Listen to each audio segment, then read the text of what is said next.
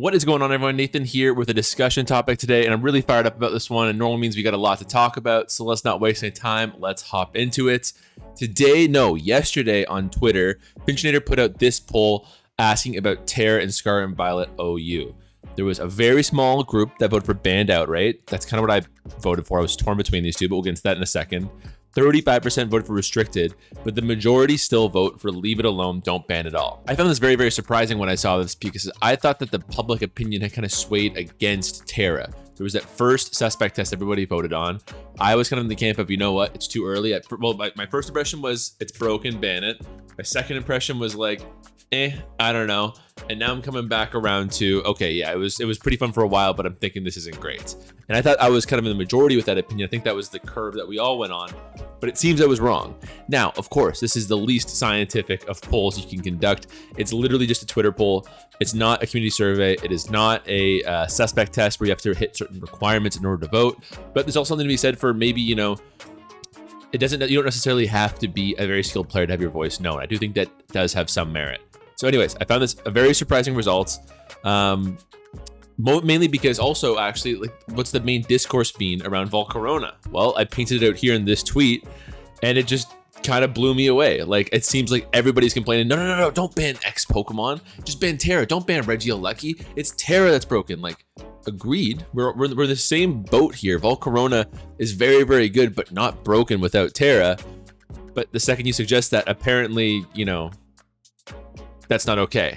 And of course, the casuals, the big swampy, horde of casuals is not a monolith. Their opinions are going to be disparate, yada yada.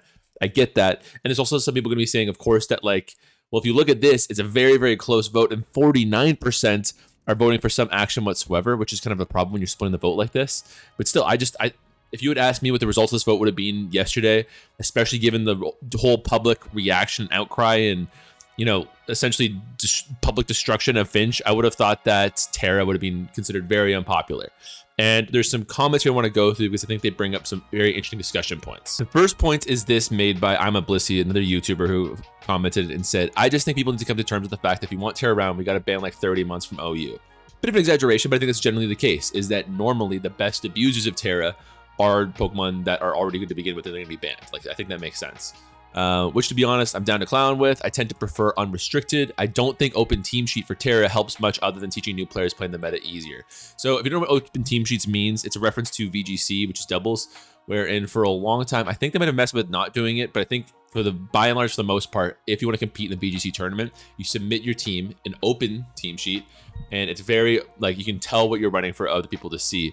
At the very least, in this case, what's referring to is for Tera, right? So if I go into a game, I know what every single Tera type my opponent is running, which would be pretty easy to implement for Showdown. I imagine there'd probably be just a little symbol next to their name. Makes a lot of sense, and it takes out the whole guessing game of it out. Because if you don't know what we refer to when we talk about a guessing game and the 50-50s and yada yada, it is, if this Garganacl is Tera Fairy, I can safely Iron Head with my King Gambit. But if they're Tera Water, that's the last thing I want to do because you're going to be able to tank it easily. And that decision, that moment right there, especially if you go to King Gambit who's at low health and is weak to Salt Cure, that's extremely important. Or I always thought the biggest example, of course, was back to up here, Volcarona, because Volcarona you have to treat extremely differently based on what Tera it's running, and it could be 30 different Teras, man, especially with Tera Blast. Like, that was a huge part of it. So that's what we're referring to with open team sheets. I agree with this sentiment for the most part, but I just find it so, like, crazy and wild to break apart the different ways you go about, like, dealing with it. Open team sheets is one way to do, when Finch is talking about restricted here, that's one way to do it, where you can do only one Pokemon gets Tera. I think somebody suggested something like a Tera Orb. I've always thought this is probably getting tuned to the sticks, but instead of having it so you change the mechanic at a fundamental level where it's just like a Z crystal and one Pokemon gets it, and if they use it, it expends the item and that takes up their item slot. If that was the case, Tera would be hella balanced and it'd be the best mechanics in Z moves. It'd still be a little bit better than Z moves in my opinion, but it'd be hella balanced. But now we're doing something extremely demonstrative and extremely changing to the game. Like, it's one thing to do open team sheets, which again has been enacted by Nintendo to an extent because they're running it in their officially branded VGC tournaments. What we're suggesting here is a demonstrative and completely, like, you know, people accuse Smogon of being like a fan-made, like unreal imaginary metagame. That we're fully in that point if we do this. It is fully imaginary in that case. That's a very, very extreme example of restriction. Another case would be just only one Pokemon gets to use Tera. You can also do Tera Blast, which is another form of restriction that would work. And my first thought was when reading this, like this Twitter thread here was like, Tera Blast doesn't really matter to so many Pokemon. But actually, I kind of went into it and said, okay, there's 13 Pokemon that being banned to Ubers this generation, right? Here's all 13 of them. There's a couple Pokemon that were banned in advance. I think that there is 5 that were just like Tera is kind of irrespective. They were going to be banned no matter what. There's 5 that would have likely been banned no matter what, but the presence of Tera didn't help their case at all. Like these were also just really, really good abusers of Terastallization. Usually their own type. Like these are almost all, with the exception of Annihilate, really good wall breakers who just use the Tera to abuse their wall breaking even better. And then banned because of Tera, I'd say Regieleki, Espartha, Volcarona. I think maybe with the exception of Espartha, we would definitely be seeing this Pokemon in the overused metagame if not for Tera. And if you look at these 3, 2 of them were using Tera Blast actually. Like I thought this person was kind of off their tree, to be honest. When I first saw the tweet, I was like, no, really, that's not really that important. But actually, if you look at the Pokemon that were banned pretty explicitly because of Terastallization, you can make the argument with the possible exception of Volcarona, kind of iffy, that Tera Blast is a major reason why actually. So I think that's a kind of an interesting argument I hadn't thought of to this extent. But the full argument of, oh, you know, we have to ban 30 Pokemon because of Tera, I don't know, because again, these were banned no matter what. I think that's for sure the case. Like Urshifu probably would have been. It was such a good wall. It probably would have been banned. Palafin and Xianpao and Chi-Yu and these are really, really, really good Pokemon. I think this is almost in order of how likely they would have been to be banned, if not for maybe not Chi-Yu. Maybe something like this is the order of how likely they were to be banned without Tera. I don't know. It's kind of like a scale if you look at it like this. But anyways, like if we ban Tera, we're probably not getting that many Pokemon back. Is something that I was surprised to find when I dug into it. But that's not the only point. So for example, this is something I really wanted to highlight with this video, which is the logic of this Twitter user, Dr. Pingola. They say, 1, show Tera types in team preview. If that doesn't work, we proceed to the next step, which is restrict Tera to a single mon and or stab only. If it doesn't work, the next step, ban Tera. I think this is pretty reasonable. I think in a perfect world, I agree with it too. I don't want another Gen 8 meta where it is boring and still as F because there's no battle gimmicks. I think that's a wild take. Like, you're only playing the meta because of the gimmicks, then like, what are you, 5? I don't want to be rude, but like, are you a toddler who needs flashing things on the screen in order to stay entertained? It's probably too toxic, but I'm genuinely stunned if that's the first time I've heard that opinion laid out like that. Hence, I believe showing in team preview, then restricting to a single mon stab would be better than just banning it outright. As broken as it is, Tera is fun. We can get into the Tera is fun versus balanced thing later. That is actually, I think, a somewhat more reasonable point than just. Anyways, but let's talk about like the logistics of this, because that's something that's often forgotten in all this. We can talk night and day until our throats are sore about pure balance wise about what's right and what's wrong and whatever, but you have to realize that they also have to be enacted as well, right? So I was talking to Finch today to kind of go into this, and I asked, how long does it take to run a suspect test start to finish? Let's say unanimously we agree to a Garganacl suspect test. The Garganacl bit isn't important, but just the pure timeline wise, from it being announced to start to finish to ban enacted, what does it take? I thought about a month. He laid it out pretty clearly. There's different factors. Which worked on a quick suspect this generation, which speeds up the process a little bit. But for the most part, it doesn't change it that much. It just goes from 10 to 11 days instead of the full 14. But pretty much for the most part, it is going, and there's also different scenarios like Tera, like he laid out. But once again, for the most part, it's a month. If you want to run a full suspect test to, announce it, to get it live on the ladder, to have people participate and give them time to get recs and then post on it and then vote on it, it's about a month. Even if you expedite this a huge amount, we're looking at like 2 to 3 weeks at a bare minimum. That's very, very quick. And that's a huge amount of time. Like, a fun way to think about it is, I just was reviewing that list earlier of the Pokemon that were banned from OU to Ubers. There was 13 total Pokemon that were in OU this generation and banned to Ubers. If we had run a full spec test on those, suspect test, instead of quick bans, which had so many people upset, had people accusing the council of being like power hungry and greedy, and it's a community server, or sorry, a community game, and it should be decided and run by the community. Let's do a suspect test instead. If they had their way, it would be a year until we got all these bans done. Like, we would not be talking about Urshifu Rapid Strike getting actually banned for another 6 months. That is after the DLC comes out, after the second DLC comes out. Like, we wouldn't have been caught up by the time Home came out. We wouldn't even caught up on the release Pokemon from Scarlet and Violet. Like, that's just not reasonable at all. Even if you had done it so the Pokemon that were obviously broken from release, like Fluttermane and Bundle, and let's say, like, how do you, I'm kind of gauging public opinion here. Like, these were all controversial at the time. Sparth was a little bit controversial. Let's say Mag was obvious. Let's say Palafin and Zama was obvious. I'm being a bit generous here and like against public opinion. This is still 7 months of suspect tests. And to be clear, that's constant suspect tests. It's not accounting for the longer and more laborious terastallization suspect tests we already had. It's not accounting for tournaments that run like World Cup, which makes, you know, having suspect tests extremely difficult and kind of problematic in the first place. Like, that is at your most generous, like a massive amount of time. The server's pretty much constantly at all times suspect testing. And like, that's also, again, I'm being generous. Like, the Palafin quick ban was pretty controversial too, if I remember correctly, right? So it's not very realistic from like a time constraint perspective to do that. And that was just with the Pokemon. I kind of lost the narrative there. I apologize. But if we look at just this step, this is, and Tera suspects are a little bit more different too.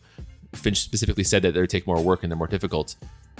This is 3 months of suspect testing, which I don't know if I'm fully there with. Like, and then even then, like, what if you do this and you change it to, you could do Tera Blast before you do step 1, open team sheets.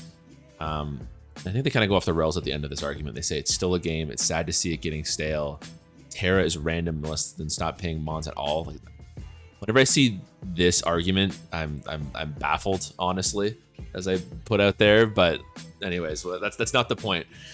I think the logistics of it all is somewhat important too, that it's not an easy thing to just be like, oh, just, you know, gradually try the 10 most likely steps. I almost feel like we need a separate ladder where every week we try a new different measure of terastallization and we just run that for 3 months, and then as a community we decide what we like the best, because just polluting the ladder, the main ladder with constant terastallization suspects is like a little bit daunting. I don't even know what what admin wise what it would be like to institute that. Kind of crazy. And then there's this tweet here, which I think really sums up the argument really nicely. The issue is Tera is both fun and uncompetitive.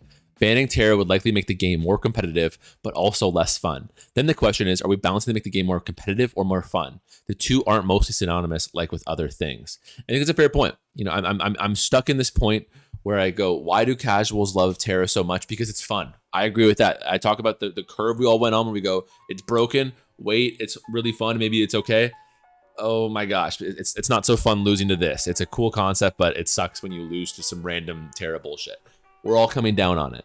Like, the competitiveness, like, once you play a game for hours and hours and hours, the competitive kind of comes out of it. Like, we can even compare it to Smash Bros with items, or I guess a better one would be stages, right? There's so many stages in Smash Bros that are so fun. We would love to have them in a tournament rule set because they mix things up. They stop things from becoming stale. Isn't that familiar?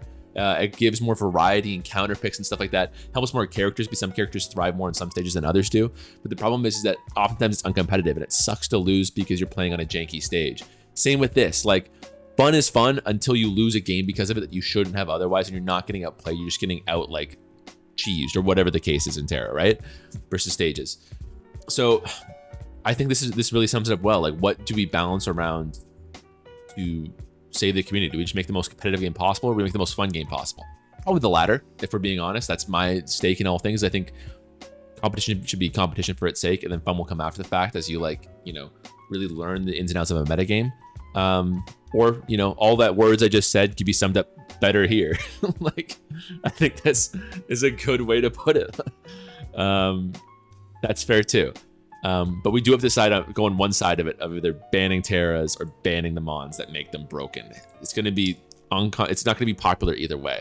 And it's kind of the final point I want to bring to all this, and why this all sucks so much, is if we go back to Finchinator's poll, no matter how this shakes out, let's group these two categories together. People who want action on Tera, no matter how this shakes out, there's going to be a massive amount of our player base that is very upset about it. I don't know what it is, but generational gimmicks, get people extremely up in arms. The fact that Dynamax was as controversial as it was is the ultimate proof of it. Dynamax was fundamentally, no question about it, super, super broken and not fit for competitive play.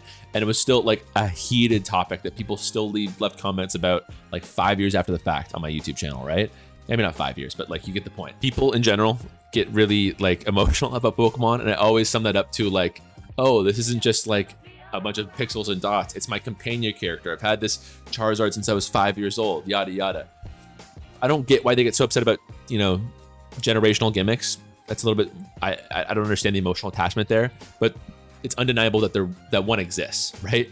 And people are going to be super upset about it no matter what happens. And I grouped these two together, but I guarantee if we banned it outright, Tera, there's gonna be a lot of people who wanted open team sheets or wanted some restriction that are gonna be really upset and really like, you know, comments like this. I really like Tera. It's the most balanced gimmick. I don't want it to go. And I think this is reasonable. Just like, you know, I'm sorry. I'm not necessarily arguing from a place of logic, not to shut this person out or hate on them or anything, but you know, it's okay to go from a place of emotion. Like at the end of the game, at the end of the day, I play this game to have fun, and it's not fun when I see my favorite mechanic removed.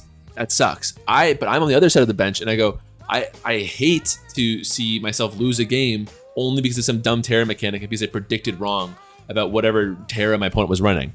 And I don't know if open team sheets is going to fix that. Maybe one restricted Pokemon will fix it, but like even then, everyone's pissed at that point. You know, that's what they say about compromises. It makes both sides angry because you're butchering the mechanics, so that it loses a lot of its creativity, loses a lot of its spontaneity, but it's still like this really important game-shaping mechanic. It would probably satisfy people like me in terms of making it balanced for competitive play, but it would definitely piss a lot of people off, just like it would piss off the Tera diehards saying that it's being gutted in the first place. So again, no matter what is done here, people are gonna be mad. I don't know what the solution is. I don't think there is a solution. If you guys think there is something that can be done to fix all this, let me know. I mean, even the nice idea of running 3 suspect tests in a row like that one person laid out, and you go open team sheets, restricted mon, and then full ban, that's, you know, that's 3 months at minimum, but you probably need time to let the meta breathe in between those, where you probably need more than a month to try open team sheets. Probably need like 2 or 3 months. Now we're like a year from now deciding if we still want Tera or not, when you just really want to let the metagame settle and breathe. So whatever should be done, I think should probably be done quickly. And, you know, I think the best case personally would be just ban it right now and, you know, maybe open a Tera ladder on the side. But even that's problematic if we open a Civic ladder, because there's already a massive a split, like fracture in the player race right now between national decks and OU. So like it's a huge split in the first place. We're talking about doing, you know, splitting that in another third or maybe fourth in case you do a non-Tera Nat Dex OU as well. It's too much. So I don't know. These are the problems of having a fan-made game. That's why I wanted to get on the mic. I just wanted to talk about it and think about how frustrating this whole situation is at nobody's fault. Everyone's mad. No one knows what to do, and there's no end in sight. There's a lot of doom and gloom for a game that we're all enjoying at the end of the day, but I just think that on a pure balancing level, like you know, logically, it's a very interesting question that I don't know if there's a solution for. But yes, that's a long winded outro there. I hope you guys enjoyed the video.